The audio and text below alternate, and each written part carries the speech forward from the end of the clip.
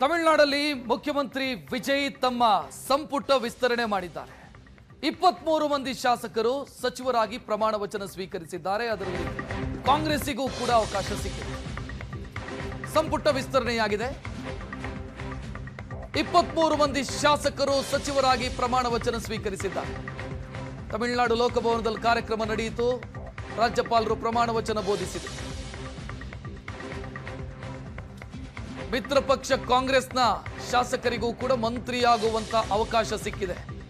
ಕಾಂಗ್ರೆಸ್ನ 5 ಮಂದಿ ಶಾಸಕರ ಪೈಕಿ 2 ಸಚಿವರಾಗಿದ್ದಾರೆ.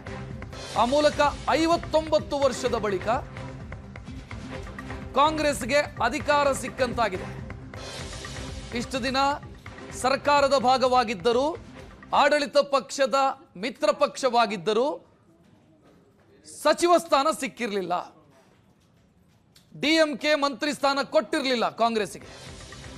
ಆದರೆ ಟಿವಿಕೆಗೆ 5 ಜನ ಶಾಸಕರು ಬೆಂಬಲ ಕೊಟ್ಟಿದ್ದಾರೆ ಕಾಂಗ್ರೆಸ್ನಿಂದ. 5 ಪೈಕಿ 2 ಸಚಿವರಾಗಿ ಪ್ರಮಾಣ ವಚನ ಸ್ವೀಕರಿಸಿದ್ದಾರೆ. உரிமையையும் நிலைநிறுத்துவேன் என்றும் உரியவாறு நிறைவேற்ற தேவையான அளவுக்கன்றி ஒருவரிடமோ பலரிடமோ நேர்முகமாகவோ மறைமுகமாகவೋ ಕಾಂಗ್ರೆಸ್ನಿಂದ ರಾಜೇಶ್ ಕುಮಾರ್ ಮತ್ತು ಪಿ ವಿಶ್ವನಾಥನ್ ಇಬ್ಬರು ಇವತ್ತು ಸಚಿವರಾಗಿ ಪ್ರಮಾಣ ವಚನ ಸ್ವೀಕರಿಸಿತು. 59 ವರ್ಷದ ಬಳಿಕ 67ರ ನಂತರ ಡಿಎಂಕೆ ಮತ್ತು ಅಣ್ಣಾ ಡಿಎಂಕೆ ಜೊತೆ ಹಲವು ಬಾರಿ ಮೈತ್ರಿ ಮಾಡಿಕೊಂಡ್ರು. ಕಾಂಗ್ರೆಸ್ಗೆ ಸಚಿವ ಸ್ಥಾನವನ್ನ 2 ದ್ರಾವಿಡ ಪಕ್ಷಗಳು ಬಿಟ್ಟುಕೊಟ್ಟಿರಲಿಲ್ಲ. ಡಿಎಂಕೆ ಜೊತೆಗೆ ಸುದೀರ್ಘ ಮೈತ್ರಿ ಇದ್ರೂ ಕೂಡ ಅಧಿಕಾರಕ್ಕೆ ಬಂದಾಗಲೆಲ್ಲ ಅಧಿಕಾರದಿಂದ ಹೊರಗಿಡಲಾಗಿತ್ತು ಕಾಂಗ್ರೆಸ್ ಅನ್ನ. 2006ರಲ್ಲಿ ಕರುಣಾನಿಧಿ, ನಂತರ ಸ್ಟಾಲಿನ್ ಕಾಂಗ್ರೆಸ್ನ ಶಾಸಕರನ್ನ ಮಂತ್ರಿಯಾಗಿ ತೆಗೆದುಕೊಂಡಿರಲಿಲ್ಲ.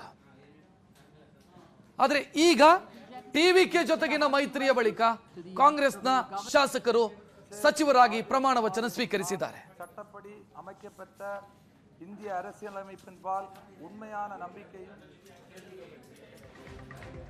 ಪ್ರಮಾಣ ವಚನ ಸ್ವೀಕಾರ ಕಾರ್ಯಕ್ರಮದಲ್ಲಿ ವಂದೇ ಮಾತರಂ ವಿಚಾರಕ್ಕೆ ಸಂಬಂಧಿಸಿದಂತೆ ಜಟಾಪಟಿಯಾಗಿದೆ. ಕಾರಣ ಏನು ಅಂತಂದ್ರೆ, ಡಿಎಂಕೆ ಹೇಳ್ತಾ ಇರೋದು ವಂದೇ ಮಾತರಂಗೂ ಮೊದಲು ತಮಿಳುನಾಡಿನ ನಾಡಗೀತೆ ತಮಿಳ್ ತಾಯಿ ವಾಳ್ತು ಅಂತ ಅವರ ಗೀತೆ ಏನಿದೆ ಅದನ್ನು ನುಡಿಸಬೇಕು, ಆನಂತರ ವಂದೇ ಮಾತರಂ ಅಂತ. ಮೊದಲು ತಮಿಳುನಾಡಿನ ನಾಡಗೀತೆಗೆ ಗೌರವ ಸಲ್ಲಿಸಬೇಕು ಅಂತ ಡಿಎಂಕೆ ಒತ್ತಾಯ ಮಾಡಿದೆ. ಮೊನ್ನೆ ವಿಜಯ್ ಪ್ರಮಾಣ ವಚನ ಸ್ವೀಕರಿಸಿದಾಗಲೂ ಕೂಡ ಈ ವಿಚಾರ ಚರ್ಚೆಯಾಗಿತ್ತು, ವಿವಾದ ಆಗಿತ್ತು. ಡಿಎಂಕೆ ಕೇಳಿತ್ತು ತಮಿಳ್ ತಾಯಿ ವಾಳ್ತಿಗೆ ಮೊದಲ ಆದ್ಯತೆ, ನಂತರ ವಂದೇ ಮಾತರಂ ಅಂತ.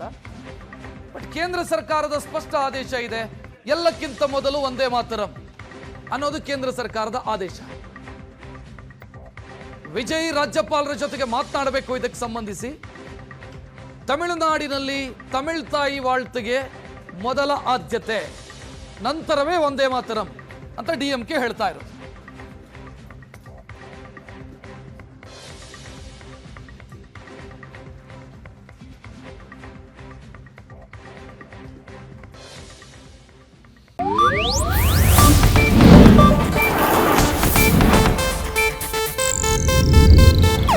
ಇದು ಏಷ್ಯಾನೆಟ್ ನ್ಯೂಸ್ ನೆಟ್ವರ್ಕ್ ಪ್ರಸ್ತುತಿ.